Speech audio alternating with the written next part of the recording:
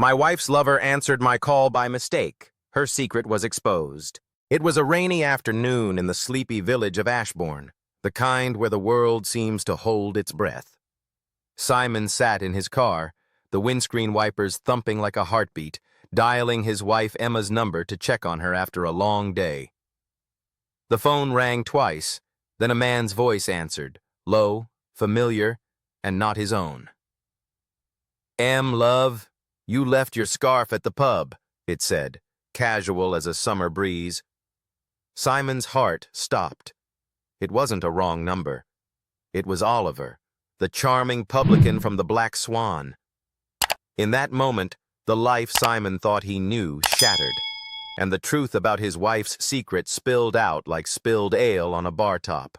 The village of Ashbourne, nestled in the rolling Derbyshire hills, was a postcard of English life.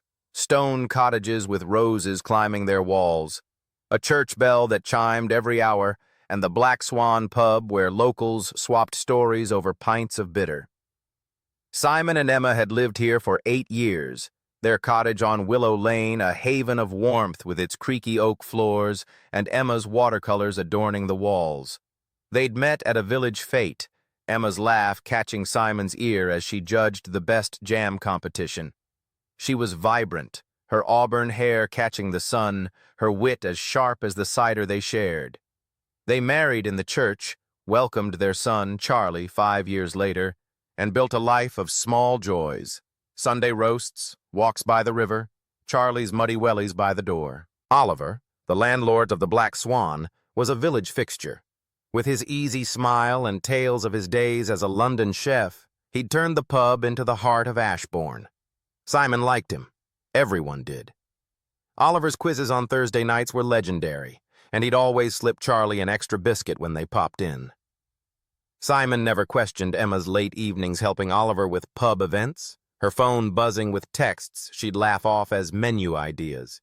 He trusted her, trusted the village's closeness, trusted the life they'd woven together. That rainy Tuesday in July 2025 changed everything. Simon, a history teacher at the local secondary school, had stayed late marking essays, his phone dead from a forgotten charger. He borrowed a colleague's mobile to call Emma, expecting her voice, perhaps a quick chat about Charlie's bedtime. Instead, Oliver's voice came through, warm and unguarded. "Em, love, you left your scarf at the pub." Simon's throat tightened. "Oliver?" he managed, his voice a stranger's. Silence, then a fumble, a muffled curse, and Emma's voice, frantic. "Simon? Oh God, Simon, it's not what you think." But it was exactly what he thought. Oliver had answered her phone, thinking it was her calling back, revealing a truth Simon hadn't seen coming. He drove home through the rain, the wiper's rhythm a mocking pulse. The cottage was quiet, Charlie asleep upstairs, his dinosaur nightlight glowing faintly. Emma stood in the kitchen, her phone clutched in her hand, her eyes red from crying. "Simon, please," she said, stepping toward him. He held up a hand, his voice low, shaking. "How long, Emma? How long has it been, Oliver?" Her silence was answer enough. She confessed in halting whispers, months of stolen moments, lunches at the pub's back room, walks disguised as errands. "I was lonely," she said, tears streaming. "You were always working, and Oliver..." He listened. Simon's anger surged, but the hurt was deeper. His wife, his village, his trust, all fractured in a single call. He didn't stay. Grabbing his coat, he walked out into the rain, the village streets slick and empty.